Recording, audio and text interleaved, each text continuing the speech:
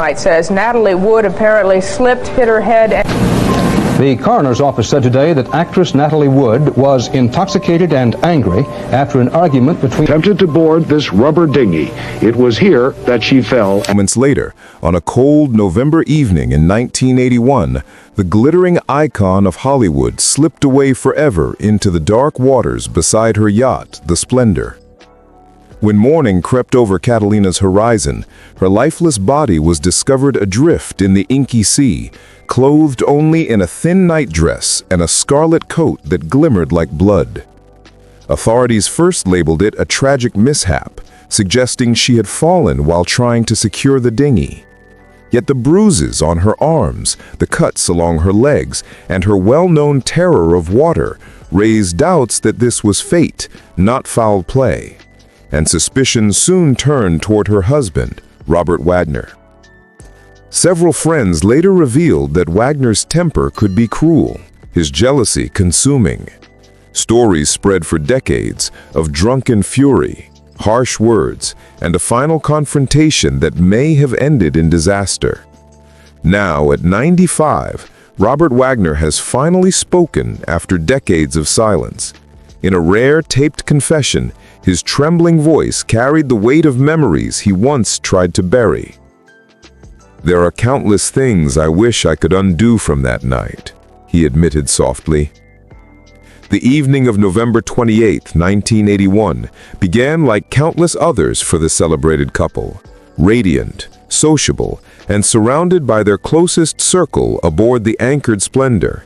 Among the guests were actor Christopher Walken and the ship's captain, Dennis Davern, sharing laughter, drinks, and the calm of the sea.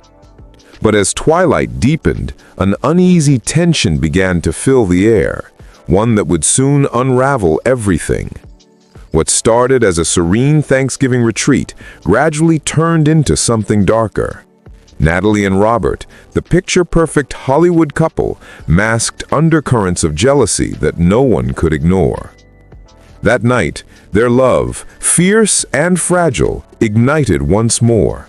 Their story, spanning decades of passion and breakups, was as dazzling as it was destructive.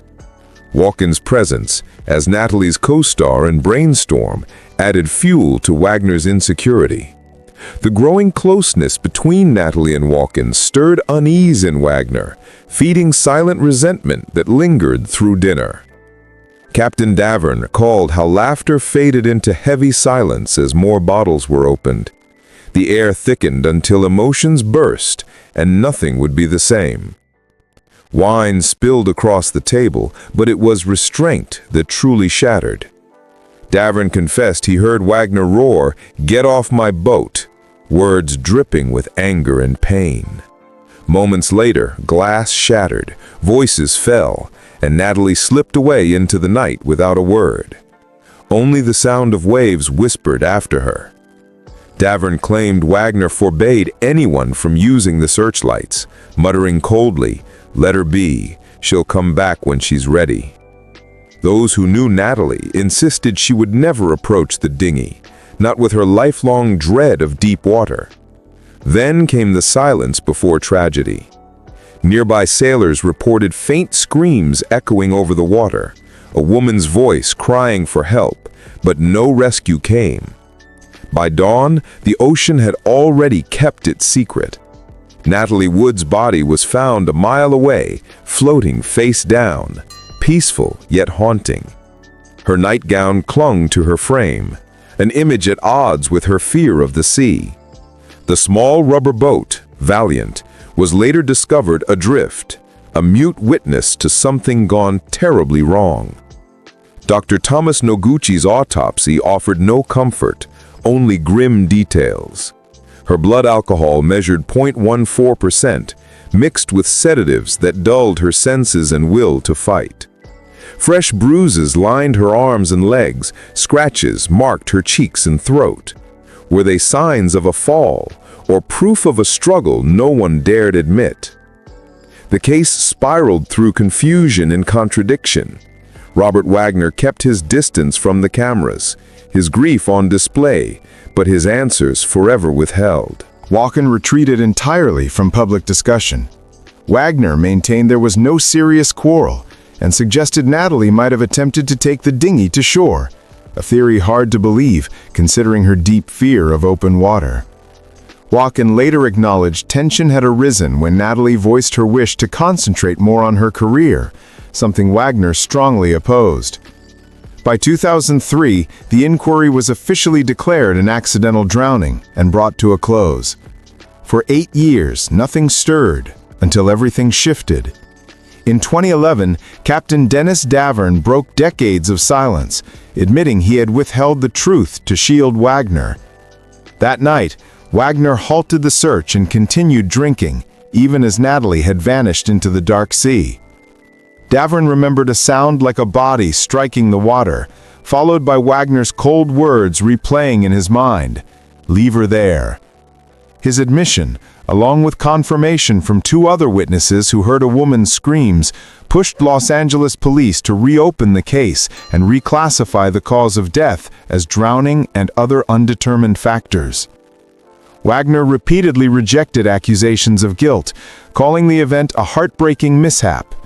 He recalled Natalie walking away after an argument about her work and co-star Christopher Walken. "We were talking loudly, I was upset, maybe I went too far, but she left and I assumed she just wanted space." But his version left troubling blanks. No one saw Natalie leave, no one could explain how she ended up in the water. Witnesses on nearby boats described loud arguing and the sound of glass shattering. Wagner himself admitted smashing a wine bottle in anger, a detail that deepened suspicions about the intensity of the confrontation.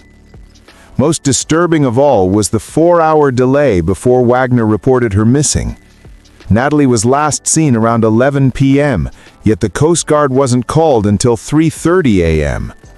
Davern swore he pleaded with Wagner to activate the searchlights, but was told to stop. During those long, silent hours, no search was made, only uneasy waiting. Wagner also instructed Davern to stay quiet if questioned and to conceal what occurred. In 2018, his name again filled headlines as police identified him as a person of interest, citing injuries on Wood's body consistent with an assault. Lieutenant John Carina stated Wagner's account had shifted over time and that he was the final person seen with her. 2 new witnesses added fuel to the fire. One heard fighting and screams from the Splendor's cabin. Another remembered Wagner's violent temper toward Natalie in the past. Despite his age, Wagner, then 88, firmly denied all allegations through his attorney. By 2022, authorities cleared him due to lack of evidence, though the case remained officially unresolved. Then, in 2024, new voices reignited the storm. A teenage fisherman recalled Natalie's cries for help that night, while a former co-worker claimed to have seen Wagner treat her roughly decades earlier. The most haunting accounts came from Marilyn Wayne and John Payne, a couple anchored nearby. They testified that around 11 p.m., they heard a woman pleading desperately, "Help me, someone please help me," for nearly 15 minutes. Then a man's calm voice responded, "Okay, honey, we'll get you." No movement followed, no splash, no motor, just a chilling stillness. If that voice was Wagner's, those words may have been the last Natalie ever heard. Even more disturbing, Marilyn later revealed she was threatened for speaking out. A note appeared in her mailbox warning, "If you value your life, keep quiet." The writer was never found. But one person refused to be silenced, Lana Wood, Natalie's devoted sister. For years, as Hollywood tried to move on, Lana fought relentlessly to expose what she believed was the truth Wagner hid.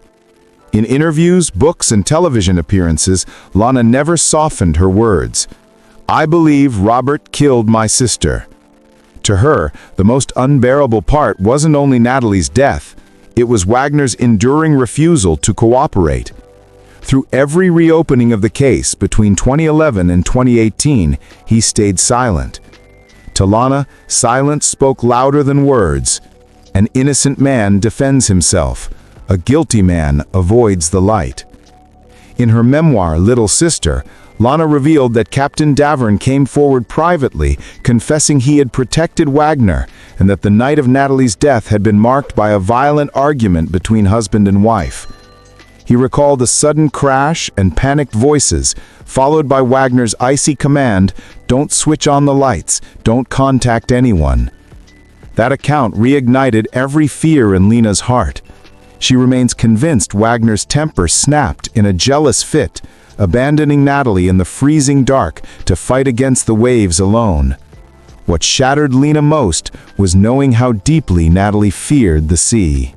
As a young girl, she had almost drowned while filming and carried that terror throughout her life.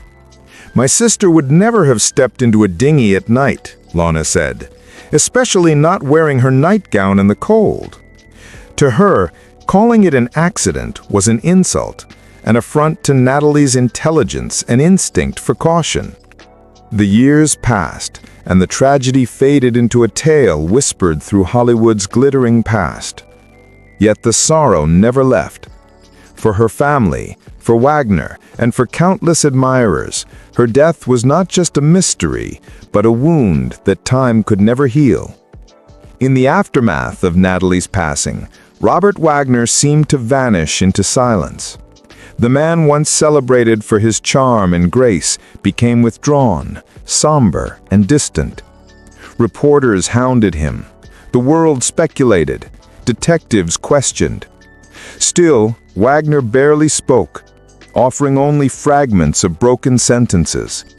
"When Natalie died," he murmured once, "I thought my own life ended."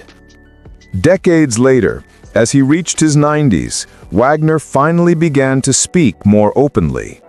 With age came frailty and the need to face the ghosts he had buried for so long.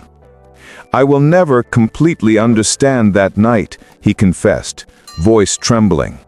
"Every day I ask myself, what if I had done something differently? If I had gone to her sooner, would she still be alive?" In Pieces of My Heart, his autobiography, Wagner described the loss with deep remorse. "Not a single day passes that I don't think of Natalie. She was my greatest love, and losing her was the darkest night of my soul."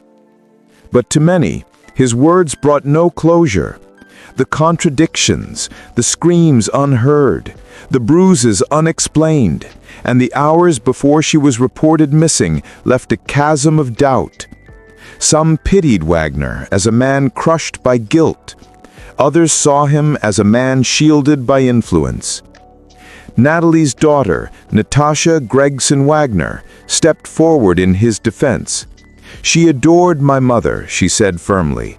"Whatever happened that night, it wasn't murder. It was heartbreak." In her memoir, More Than Love, Natasha described how Wagner withdrew from life, avoided the ocean, and turned silent each time he saw a photo of Natalie, before quietly walking away. Robert Wagner lived on in quiet endurance. Though no one may ever uncover the absolute truth, his grief and devotion to Natalie lingered through the years. Turning back the pages of time, their love story had never been as flawless as it appeared. In the 1950s, they were Hollywood's shining pair, Natalie Wood, the radiant ingenue, and Robert Wagner, the dashing young star. They first met when Natalie was only 10 and Wagner 18. She whispered to her mother, "One day I'll marry him." Strangely enough, her words came true not long after. Their 1957 wedding glittered like a royal affair. The stunning bride, the charming groom, the applause of the entire industry. Yet, as Natalie's fame soared with Rebel Without a Cause and West Side Story, Wagner's career began to falter. She rose, he dimmed, and love built under the spotlight began to crack beneath shadows of pride and envy. The tension deepened through quiet arguments and wordless nights. Natalie longed for independence and artistic growth, while Wagner wanted to hold on to the life they had. By 1962, she filed for a divorce. Hollywood gasped, But their bond, though broken, never truly vanished. Nearly 10 years later, both scarred by failed marriages, they found their way back to each other. In 1972, they remarried aboard a yacht off Malibu. "We went through hell to find each other again," Natalie reflected. They had a daughter, Courtney, and for a while peace returned to their world. But the past was never far behind. While filming Brainstorm, Natalie's friendship with co-star Christopher Walken stirred Wagner's jealousy. Friends recalled that envy burned quietly inside him, and that night, watching her laugh with Walken may have been the last spark. Perhaps that was the moment everything unraveled. On November 28, 1981, the night turned to legend and sorrow. Natalie Wood was found in the cold ocean depths, her truth lost to the waves. More than 40 years later, one question refuses to fade. What really happened aboard the Splendor?